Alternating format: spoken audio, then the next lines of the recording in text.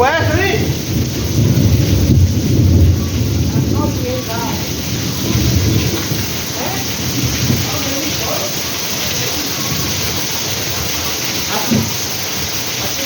Aqui tá relaxando e tá chuvejando.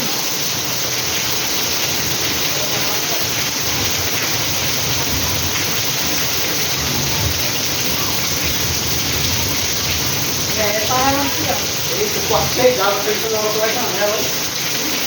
Aí eu ia pra casa, mas não vou, porque eles não tem como me deixar. E de trem não, meu filho, lá pra estação.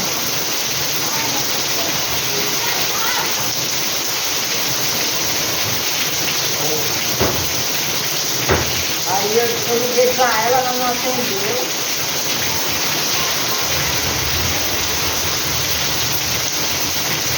Tem um sozinho aí pra escola da manhã.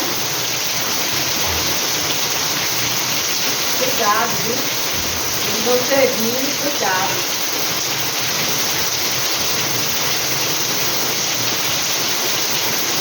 Eita, olha aí.